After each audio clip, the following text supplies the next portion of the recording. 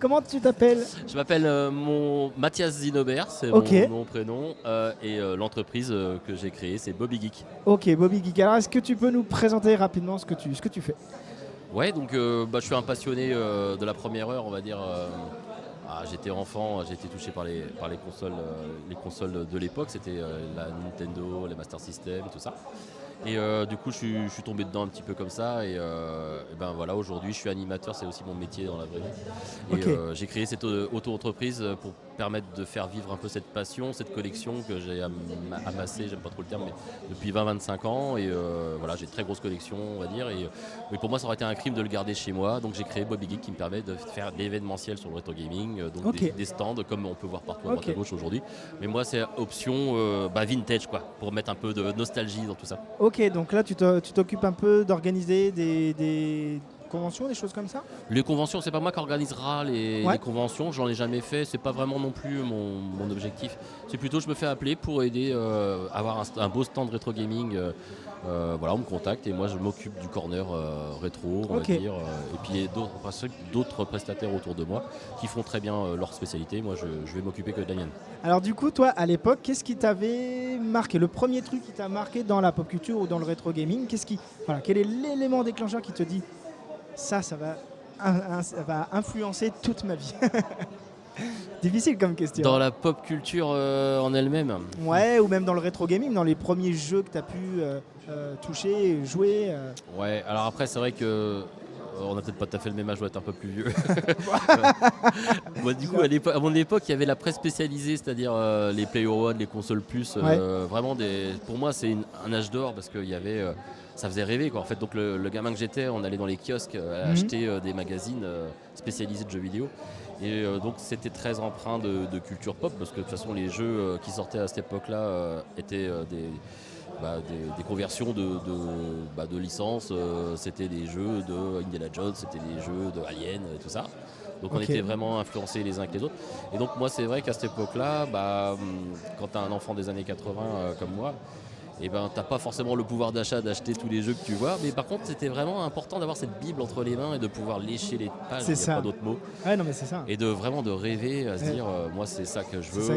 C'est comme ça que j'ai vraiment alors initialement en fait on va dire que ma passion, ma folie pour les consoles et donc la collection m'est venue par une frustration. C'est souvent comme ça que une petite névrose d'enfant, c'est que j'ai demandé à mes parents dans les années fin 80. Mes copains avaient déjà une Nintendo NES et une Wii Master System et donc j'ai dit à mes parents ça y est, je veux avoir ma propre console. On avait un Nemo 5 à la maison ou un Pong, donc vraiment des vieilles consoles qui étaient un peu datées. J'ai dit moi j'aimerais bien avoir une console dans l'air du temps. Mes parents avaient les moyens de le faire en tout cas et donc du coup j'aurais dit carte blanche, achetez-moi ce que vous voulez sans leur donner d'indication, mais sauf que mes parents étant des néophytes, ils m'ont acheté un Atari 2600, donc le truc qui était mort-né depuis déjà 10 ans presque. Donc grosse frustration, je sais pas quelle tronche j'ai eu quand j'ai ouvert le colis, mais je m'attendais pas à ça. Et derrière ça a donné naissance en fait grâce aux pages des magazines que j'achetais, j'ai dit là à mes parents je veux ça, une PC Engine Core Graphics, c'était vraiment la console qui me faisait vraiment envie avec PC Kit qui était un jeu qui sortait un peu des sentiers battus, c'était pas un Nintendo, c'était pas un Mario ou un Sonic, c'était un petit bonhomme préhistorique qui donnait des coups de boule, qui avait une tête aussi grosse que le corps et franchement j'ai trouvé ça, mais l'univers avec on se serait cru dans un Akira Toriyama, on se croyait dans Dragon Ball finalement. Vraiment un jeu préhistorique et qui proposait autre chose que des jeux un peu de fight, de guerre que je voyais chez les copains et qui m'intéressaient finalement un peu moins. Et s'il y avait justement un jeu que tu aimerais bien redécouvrir, genre par exemple tu oublies complètement le jeu, on revient je sais pas moi 20, 30 ans en arrière, tu voudrais oublier un jeu et le redécouvrir, ce serait lequel toi justement? C'est une excellente question, je crois que c'est assez facile parce que j'ai vraiment un jeu de cœur et ça serait PC Kit 2 sur ma PC Engine justement. Ok, d'accord. Et est-ce qu'il y a quelque chose par exemple aujourd'hui que tu regrettes en 2024? Est-ce qu'il y a des choses comme ça des années 80-90 que tu regrettes qu'il n'existe plus ou qu'on puisse plus avoir cette magie? On va de plus en plus vers la dématérialisation, je crois que c'est un vrai débat. Donc moi évidemment je suis un fervent défenseur du support physique réel. Et puis de ne pas avoir besoin d'Internet. Pour moi, je me dis toujours, évidemment, ça n'arrivera pas, en tout cas, j'espère, une fin du monde avec plus d'Internet du tout, on ne pourra plus jouer aux jeux d'aujourd'hui, ça c'est sûr. Par contre, moi, dans ma cave, j'ai 300 consoles, 350 consoles. Ah oui. J'ai un lieu comme ça où j'ai 2000 jeux, donc je pourrais encore jouer à mes consoles, à mes avec jeux. un petit groupe électrogène. Donc, ouais, c'est ça, avec des gens qui pédalent dans la cave. C'est ça. En mode Mad Max, je sais pas quoi. Donc en tout cas, en effet, oui, c'est pour moi, ce que je regrette, on va dire, c'est ça. On s'éloigne un petit peu du support physique avec une belle boîte, une notice. C'était important de lire la notice à cette époque-là. On n'avait pas d'autres moyens, de toute façon, il n'y avait pas Internet. Non. Donc de savoir comment on pouvait vraiment diriger le bonhomme, on va dire, et puis avoir un petit bout d'histoire des fois qui était raconté dans la notice, qui n'était pas forcément raconté dans le jeu. Donc ouais, c'est vrai. Additionnel, on va dire.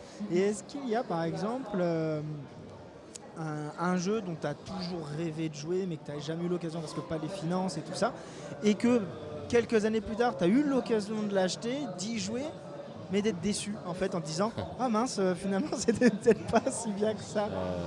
Je vais dire oui, ça. Alors j'ai pas forcément d'exemple à l'esprit, mais par contre oui, en tant que gamin, j'ai regardé aussi des émissions de télé. Il y avait le Club Dorothée qui proposait avec Crevette qui proposait un petit moment jeu vidéo. Il y avait aussi Micro Kids que j'attendais avec vraiment ardemment sur je ne sais plus quelle chaîne, et avec Jean-Michel Blotière qui était le créateur du titre d'ailleurs. Et du coup il présentait des consoles qui faisaient rêver, la Neo Geo que personne n'avait évidemment, sauf si tu habitais à Paris et que tu avais des parents friqués, tu ne pouvais absolument pas l'avoir à cette époque là. Donc évidemment la première chose que j'ai acheté avec mon premier salaire quand j'avais 20 ans, quelques années plus tard, ça a été de m'acheter une Neo Geo qui coûtait beaucoup moins cher pour le coup. Bah oui. Elle était complètement tombée en désuétude. Et ça m'a permis de m'acheter une console. Alors j'ai pas regretté forcément les jeux que j'avais achetés avec, mais ça m'est arrivé d'acheter des jeux qui me faisaient rêver, en effet, où tu te dis tiens, en fait, tout ça pour ça, quoi. Ouais, c'est ça. Tu l'idéalisais. Bah oui, c'est ça. Puis en plus, aujourd'hui, t'as joué à l'époque, tu as dû jouer à des nouveaux jeux qui étaient peut-être 10 fois meilleurs quand même que les jeux que tu as après achetés sur Neo Geo. Il y a une console comme ça, c'était la 64. Donc j'avais acheté la 64 alors qu'il y avait déjà on était déjà sur la PlayStation 2, je crois. Et du coup, grosse déception. C'est mince en fait, pourquoi j'ai acheté ça. T'as pris un choc technique dans la tronche. Ah oui, là tu régresses d'un seul coup. Et du coup, c'est quoi la pièce maîtresse là de ta cave? C'est quoi celle que tu fais visiter ta cave à des invités, tu dis voilà, ça c'est celle qui est sous verre, qui est bien cachée. Ouais, dans ma bas de cave. J'ai quelques belles pièces, très belles pièces. On va dire que j'ai fait fabriquer une console en 2005-2006, donc il y a déjà un petit bout d'années, de ma console préférée, la PC Engine. Donc c'était ma console que j'ai eue à mes 12 ans, que j'ai vraiment souhaité et pas qu'on m'a imposé malheureusement avec frustration. Mais ça m'a fait tomber dedans, entre guillemets. Ça a un peu quelque part construit la personne, le collectionneur que je suis devenu. Et moi, comme je suis très très proche de la PC Engine, de cette console, j'étais un des plus grands, on va dire, défenseurs de cette console en France. Je faisais partie d'un milieu activiste, on va dire, le Nextasy, le forum en première ligne. Je voulais absolument avoir une console qui me permettait de lire des jeux à la fois japonais et américains. À une époque, ça se faisait pas. Et donc j'ai envoyé à ce fameux modeur de l'époque, Kotomi il s'appelait, qui malheureusement n'exerce plus, mais bon, il faut bien que les choses se créent et se finissent un jour. Et je lui ai envoyé plusieurs consoles qui m'a réussi à tout mettre dans la même boîte. C'était une première mondiale. Donc j'en suis très fier. C'était une commande que j'avais passée auprès de Kotomi. Ça s'appelle la Kotobi, parce que je m'appelle Bobby, c'est mon nom de scène, on va dire. La Kotobi Engine, et elle permettait de lire à la fois aux jeux japonais et américains, avec deux consoles l'une sur l'autre dans la même carrosserie. Je voulais absolument que ça soit une console embarquée avec la même prise électrique et la même prise vidéo. Et c'est ce qu'il a réussi à faire. C'est vraiment une prouesse à l'époque. Aujourd'hui, toutes les consoles le permettent de le faire, mais à cette époque-là, c'était impossible. Ok. Merci à toi, donc Ryoma, pour ton follow. Ouais, d'accord, ok. Donc là, c'est vraiment une console unique en fait. C'est une console qui n'existe nulle part ailleurs. C'est une console unique. C'était sûrement une première mondiale à l'époque. C'est peut-être toujours une première mondiale d'ailleurs. Je pense pas que quelqu'un soit amusé à refaire la même folie. En tout cas, c'est mon idée et il fallait quelqu'un en face qui était capable aussi de faire cette réalisation. Donc je la montre avec plaisir. J'ai un copain qui était à l'époque infographiste, qui l'est toujours, qui a travaillé sur le visuel. Lui, du coup, il avait fait aussi un visuel particulier. Donc c'était chouette. Non, c'est vraiment une belle histoire cette console. Donc je la montre toujours avec fierté. D'accord, ok. Et du coup, je suppose que tu es comme tout grand collectionneur de consoles. Tu as, on va dire, toutes les vieilles consoles, mais avec les dérives, Pikachu, Zelda et tout ce qu'il faut. C'est ça? C'est complètement ça. J'ai 17 Super Nintendo différentes, Oh mais la bon, vache. c'est toujours la même console à l'intérieur, mais Oui, c'est c'est la ça. boîte, elle change tout le temps, quoi. Elles fonctionnent toutes? Elles fonctionnent toutes, Ok. c'est une question qu'on me pose souvent. Bah oui, parce que c'est vrai qu'à bout d'un moment, malheureusement, j'en ai quelques-unes aussi. Bon, j'en ai pas 2000, je ne sais plus combien Ouais. tu m'as dit, mais Non, c'est 2000 jeux, mais 350 consoles. 350 consoles, ça fait déjà quand même pas mal. C'est beaucoup de maintenance. Bah oui, du coup, tu Et fais. Ta question est très très maligne en effet, parce que on arrive à un moment où au bout de 30 ans les composants commencent à couler, les condensateurs, il faut tous les changer. Par exemple, j'ai 7 Game Gear différentes et j'ai dû faire appel à un pote qui a dû acheter des condensateurs. Il faut aussi dédommager le copain, même s'il me faisait un tarif d'amis, tu payes 20-25 fois. Et certaines Game Gear ne sont pas reparties, il fallait que je retrouve d'autres Game Gear pour les remettre dans les boîtes. Donc en fait, certaines consoles sont identifiées pour les changer immédiatement avant que ça soit irréversible. Et il faut que je fasse le tour de mes consoles. J'ai certaines consoles et je dois changer les condensateurs pour avoir du son.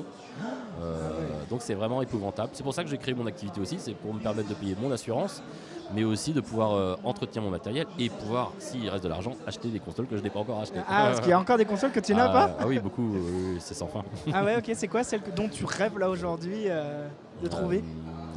Oh là là, c'est compliqué. Ah bah si, la dernière console PC Engine, pour continuer sur cette thématique où je suis vraiment perché dessus, j'aimerais avoir le moniteur PC KD qui a un truc super rare qui existe qu'au Japon, je sais pas combien il y en a eu de pièces, et puis en boîte évidemment, donc ça vaut 5000 €. Ok, d'accord. C'est vraiment inachetable. Ouais, c'est ça. Mais ça sera la dernière pièce pour avoir le set total de tout ce qui est sorti, on va dire, manufacturé par PC Engine et NEC au Japon. Ah ok, d'accord. Et donc tu fais plus, tu as une concentration sur... Ça c'est vraiment mon foyer de collection, Ouais, c'est là où ça a pris, et donc ça serait celle-là que j'aimerais bien terminer si un jour je vais au bout de ma quête.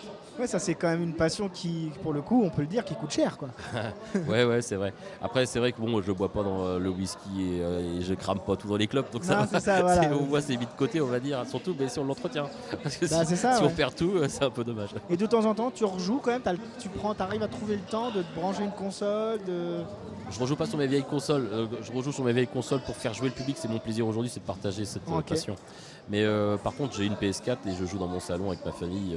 Et je joue avec plaisir à des suites de jeux que j'ai connus dans les années 90, comme Is, que j'adore sur PlayStation aujourd'hui, que je joue sur PlayStation 4.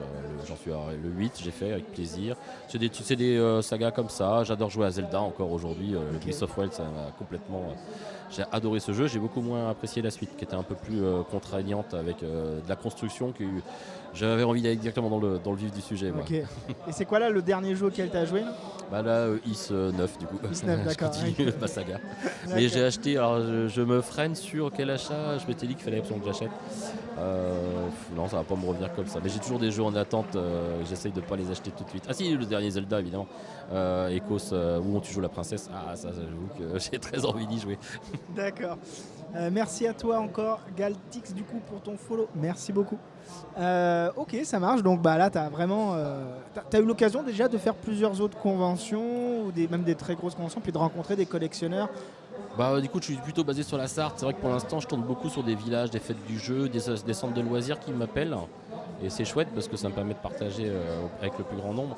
Des gros salons comme celui du jeu vidéo de la Flèche, franchement bravo à eux pour l'organisation, parce qu'il a déjà 10 ans. J'ai participé à la première. J'étais content de pouvoir faire le corner rétro gaming, le premier et le deuxième. Et puis sinon le Geek Life un petit peu de temps en temps sur Le Mans qui est important aussi. J'ai fait un peu à Alençon, Star Trek Festival, ils fêtaient leurs 20 ans je crois de l'école de Star Trek à Alençon. Voilà, j'ai participé à un projet là que je peux pas trop divulguer encore parce qu'il n'est pas été diffusé, mais ça va sortir pour Noël je pense sur une chaîne assez connue. Ok. Et ça c'est chouette, j'ai été appelé pour faire ça. En tapant Retro Gaming, ils sont tombés sur moi, ils avaient besoin d'une ressource technique. Je suis venu avec mes consoles, mes jeux, et j'ai fait jouer des stars. Ok. J'ai hâte de le voir. C'est vrai, d'accord. Ça a été tourné au mois de mai. Quelle chaîne Je on peut sais pas le savoir si je peux le dire. Pour l'instant, je ne vais pas le dire. On essaye d'avoir une petite exclusivité. Bon, c'est raté. On l'aura en coulisses peut-être. Ouais, peut-être. Ça marche. Écoute, il est midi. Voilà. Je te remercie en tout cas d'être venu sur notre plateau, de nous avoir partagé ta passion. Et puis on va te retrouver, je pense, dans le salon toute la journée. Avec plaisir, voilà. merci. Merci à toi. Ciao.